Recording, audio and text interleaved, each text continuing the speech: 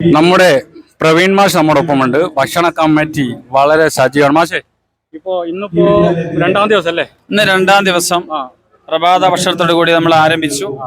11:30 നമ്മൾ ഉച്ചഭക്ഷണം ആരംഭിച്ചു. ഉച്ചഭക്ഷണം 11:30 ആരംഭിച്ച ഉച്ചഭക്ഷണം ഇപ്പോൾ സമയം 2:15 സജീവമായിട്ട് തന്നെ ഭക്ഷണപന്തി നിലനിൽക്കുകയാണ്. കുട്ടികൾ നിരന്തരമായി വന്നുകൊണ്ടിരിക്കുന്നു. ഇന്ന് വിഭവസമൃദ്ധമായ ഭക്ഷണം, പായസത്തോടു കൂടിയുള്ള ഭക്ഷണമാണ് ഒരുക്കിയിരിക്കുന്നത്. ചോറ്, സാമ്പാറ്, അതേപോലെ പിന്നെ മറ്റ് പച്ചടി, ഉപ്പേരി, പായസം ഉൾപ്പെടെയുള്ള എല്ലാ വിഭവങ്ങളും സജീവമായിട്ടുണ്ട്. വളരെ സന്തോഷത്തോടു കൂടി മക്കള് കഴിച്ചു പോകുന്നുണ്ട്. 8 കൗണ്ടർ, വിപുലമായ സൗകര്യങ്ങൾ നമ്മൾ ഒരുക്കിയിട്ടുണ്ട്. ഒഫീഷ്യൽസിന് പ്രത്യേകമായ കൗണ്ടർ ഒരുക്കിയിട്ടുണ്ട്. 2:15 മണിയായിട്ട് ഇപ്പോഴും തുടർച്ചയായിട്ട് എല്ലാവർക്കും ഭക്ഷണം കൊടുത്തുകൊണ്ടിരിക്കുന്നു.